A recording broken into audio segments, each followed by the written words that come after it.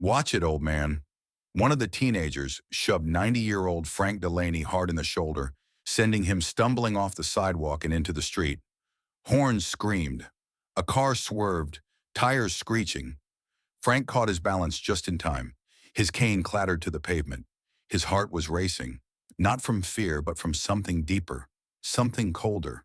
The teenagers laughed. One pointed and mocked him. Another gave a loud high five. They didn't care that he could have died. They didn't know who he was. Not just an old man, not someone weak. Frank Delaney was a Marine. Frank Delaney had seen a lot in 90 years. He signed up for the Marines when he was just a boy, lied about his age to join, fought in World War II, then Korea, then Vietnam. He stayed in the service for more than 30 years. He never talked much about what he'd seen. He wasn't the kind to brag, but his apartment told the story for him. A folded flag on the shelf, a wooden box with a few medals inside, old photos, carefully framed, showing him in uniform. Always standing straight, always serious.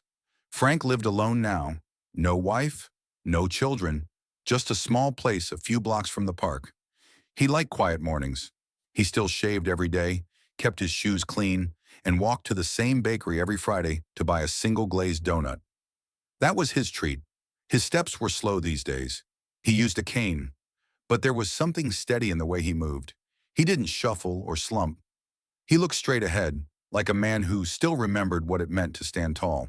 He didn't ask for much, just a little peace, a little respect. Most days he got it, but not today. It was Friday afternoon. Frank had put on his clean button-up shirt and brushed his hair like he always did. He liked to look presentable, even if he was just going to the bakery. The air was warm. The sky was clear. He walked slow, tapping his cane against the sidewalk. People passed by, some nodded. A few smiled. He gave a small nod back, just enough to be polite. When he turned the corner near the bakery, he saw them. 5 teenagers sitting on the low brick wall outside the shop. They were loud, joking around, tossing an empty soda bottle back and forth. One of them had music playing from his phone. Another was carving something into the wall with a key. They had their legs stretched out across the path, taking up the whole sidewalk. People were walking around them into the street to pass. Frank stopped a few steps away. He didn't want trouble, but the sidewalk was narrow and he couldn't step down easily. His hip had been acting up lately, so he spoke up, just calm and steady. "Excuse me, fellas. Mind if I get by?" One of the boys looked up slowly. He was tall, maybe 16 or 17, with a cap turned backwards and a tired look in his eyes, like he was already annoyed by life. He smirked. "Old man needs a shortcut?" The others laughed. Frank stayed still. His hand rested gently on top of his cane. "Just need to get to the bakery," he said. "Use the street," the boy said. "Or go home." Another one added, "Yeah, take a nap, Grandpa." Frank gave a small breath through his nose. Not a sigh, just a pause. "There's no need for that," he said quietly. "Just asking to pass." The tall boy stood up. He didn't raise his voice, didn't push, not yet, but he walked up close. "You want something? Go get it somewhere else," he said. Then, without warning, he stuck his foot out and gave Frank a sharp shove to the side. Frank lost his balance. His cane slipped from his hand. He stumbled off the curb. A car swerved, a horn blared. And just like that, everything went quiet. Frank stood there, shaking slightly, hands out, one foot in the street, one on the curb. He bent down, picked up his cane slowly, and stepped back. The boys laughed and slapped hands. One shouted, "Careful, Grandpa! Might lose your other leg next time." They walked off, turning down a side alley. Frank didn't chase them. He didn't call after them. He just stood there for a moment, holding his cane, staring at the ground. A woman nearby touched his arm gently. "You okay, sir?" He nodded once. "I'll be all right. Thank you." She stayed with him until he found his footing again. Then she left, and Frank was alone once more. Frank didn't go to the bakery. His appetite was gone. He turned around and started walking home. His steps were a little slower now. He didn't look at anyone, just watched the ground in front of him.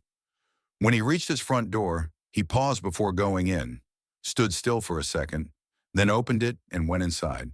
His apartment was quiet. just the ticking of the small wall clock near the window. He sat down in his usual chair, took off his shoes, set the cane beside him. His hands rested on his knees. He didn't cry. He didn't shout. He just sat there staring at nothing, like he was sorting through something in his mind. Then slowly, he leaned forward, picked up his old flip phone, and opened it. He scrolled through a few numbers. Most didn't matter now. But one stood out. The Marine Corps recruiting office, just a few blocks from where it happened. He'd been there once or twice, dropped off some old books, met a younger Marine named Gunnery Sergeant Ellis. Good man, sharp, didn't treat him like a relic, treated him like one of their own. Frank pressed the number and held the phone to his ear. It rang once, then again. Marine Corps recruiting, Sergeant Diaz speaking. Frank spoke clearly. This is Master Gunnery Sergeant Frank Delaney, retired. I need to speak with Gunny Ellis. There was a pause on the other end. Yes, sir, one moment. A small click. Then another voice came on. Deeper, more direct. Gunnery Sergeant Ellis. Frank didn't raise his voice. He just told him what happened. The boys, the shove, the near miss with the car, the alley they walked into. He didn't ask for anything. He just said one line before ending the call. They shoved a Marine into the street, Gunny. That doesn't sit right. There was a long pause on the line. Then Gunny Ellis spoke. His voice was steady, but something had changed in it. Understood, Master Gunny. Where exactly? Back alley off Maple and 3rd, behind the old tire shop. They went in there. Copy that. That was all he said. Frank closed the phone and set it down on the table. He didn't feel angry, not even upset anymore. Just still. He stood up, went to the window and looked outside. The afternoon sun was lower now. The street was quiet. A few cars passed. A couple walked their dog. Then he grabbed his cane, locked the door behind him, and walked 2 blocks down to the bench near the alley. He sat down slowly and waited. He didn't know exactly what would happen, but he knew Marines, and Marines show up. It didn't take long, maybe 10 minutes, maybe less. Frank sat on the bench, watching the alley from a distance. His hands rested on his cane. He didn't move much, just kept his eyes on the entrance. Then he saw them. They didn't come running. They didn't make a sound. A small group of Marines walked up the sidewalk, calm, focused, like they already knew what needed to be done. Some wore dress uniforms. Others were in their green utility gear. A few looked young, probably new recruits, not even through boot camp yet. But they walked like they belonged there, like they understood what it meant to wear that name on their chest. Gunny Ellis led the group. His face was still, his eyes sharp. He didn't say anything as they reached the alley, just raised his hand once, and 2 Marines moved to block the back exit. The rest followed him in. Frank couldn't see what was happening inside, but he didn't need to. He had heard that kind of silence before, the kind that comes just before something changes. At first it went quiet. The boys had been loud before, laughing, shouting, tossing a bottle between them. That stopped the second the Marines walked in. Frank sat on the bench, listening. He couldn't make out the words, but he heard the tone. Gunny Ellis wasn't yelling. He didn't need to. His voice was calm but firm. Every word carried weight. One of the other Marines spoke too. It sounded like a question, maybe asking the boys if they understood what they'd done, if they knew who they had pushed into the street. There were no shouts, no threats, just silence between steady words. That kind of silence is heavier than noise. After a while, footsteps came, slow ones. The boys started walking out of the alley one by one. No one was laughing now. No jokes, no swagger. They looked down at the ground as they passed, shoulders low, faces pale. One of them wiped his eye. Another looked like he wanted to disappear. They didn't speak to anyone. They just left, quiet, changed. Frank watched them go. After the boys were gone, the Marines stepped out of the alley. They didn't smile or joke. They just stood there for a moment, calm and collected. Gunny Ellis looked around, then saw Frank sitting on the bench. He walked over. When he reached him, he stopped, straightened his back, and gave a clean, respectful salute. Frank slowly stood up and returned it.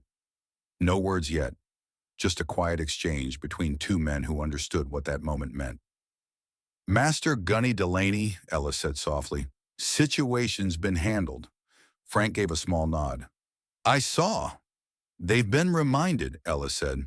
Not just about the Corps, about respect, about what it means to act like men. Frank looked him in the eye. Thank you, Gunny. That means more than I can say. No thanks needed, sir, Ellis replied. We take care of our own. There was a short pause. You doing okay? I'm all right now, Frank said. More than all right. Ellis nodded once. Then he turned to his group. All right, Marines, let's head out. They moved as one, turning back toward the street, not in a rush, not showing off, just walking the way Marines do, with purpose. Frank sat back down on the bench. This time he didn't feel tired. Word got around. People in the neighborhood didn't know the full story, but they'd heard enough. That something happened in the alley, that a few loud boys came out quiet, that some Marines showed up without warning and left without a word. The boys were different after that. They didn't hang around the bakery anymore. They kept their heads down, started holding doors open for folks. Once, one of them even crossed the street to help an old man with a walker. No one asked why. Frank went back to his routine. He still walked to the bakery every Friday, still wore his clean shirt, still nodded at people passing by. But now when he walked by the recruiting office, someone always came to the door. A young Marine would step out, give him a firm salute and say, Good afternoon, Master Gunnery Sergeant. Frank would nod back, sometimes with a small smile. They didn't need to say much, because they all knew what it meant. In the Marine Corps, it doesn't matter how old you are. Once you've earned the title, you keep it. And if someone disrespects one of their own, no matter how long ago they served, the answer comes swift, quiet, and clear. Some lines don't get crossed, not without remembering who still stands on the other side. Thanks for watching. Don't forget to subscribe and like for more stories like this.